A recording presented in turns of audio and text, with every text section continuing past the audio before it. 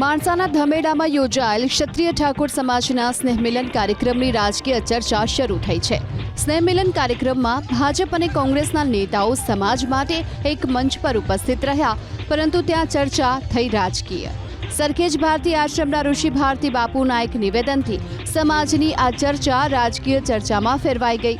આવો પહેલા આપણે સંભળાવી દઈએ કે આખરે ઋષિ ભારતી બાપુએ એવું તો શું નિવેદન આપ્યું કે રાજકારણ ગરમાયું।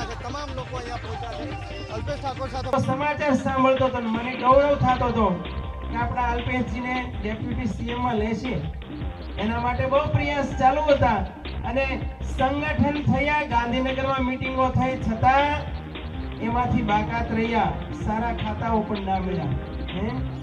મારી વાતને ધ્યાનમાં લેજો। કૂટનીતિ જેથી તમે કરતા શીખશો ને ત્યારે તમે પોઝિશનમાં નહીં હોય, પાવરમાં હશો, નિર્ણાયક ભૂમિકામાં હશો। આટલું બોલીને ઋષિ ભારતી બાપુ કાર્યક્રમમાંથી તો નીકળી ગયા, પરંતુ તેમના એ નિવેદનથી રાજનીતિ ગરમાઈ।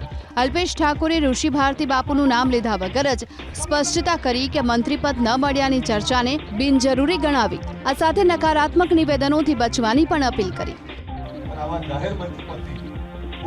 કોઈને આ હોદ્દો આપી દેવો જોઈએ, પેલું આપી દેવું જોઈએ, એવું તો ના કરો। આ ભેગું કરતા વાર લાગે છે। આ ભેગું કરતા વાર લાગતી હોય ત્યારે કોઈ આ પ્રકારના નિવેદનો ના કરે। આવા નકારાત્મક નિવેદનોથી સમાજને ક્યારેય ફાયદો નહીં થવાનો। તમારે તો અમેરિકાના રાષ્ટ્રપતિ થઈ જવું, કોઈ નહીં બનાવવાનું। આ રીતે વાત ના કરો। આવી વાતો કરવાથી સમાજને કઈ નહીં મળે, તમને કઈ નહીં મળે, જે છે એમને પૂરા કરી દેશે। સમાજના મંચ પરથી કોંગ્રેસના નેતા જગદીશ ઠાકોરે પ્રતિક્રિયા આપી કે ગમે તેના નામે ગમે તે નિવેદન કરવાનો કોઈને અધિકાર નથી। મંચ પર બોલવા માટે 5 આગેવાનોની કમિટી બનાવો।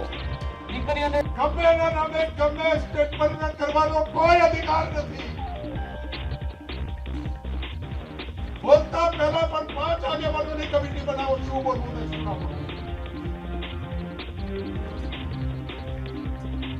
શું બોલવું ને શું ના બોલવું નક્કી કરવું। એક જણો પોતાનું વેર વાળવા માટે અથવા પોતાનું ખેલ પડવા માટે બોલી જશે। આ ભેગા થયા એ આખો દાડો મીડિયામાં ચલાવવા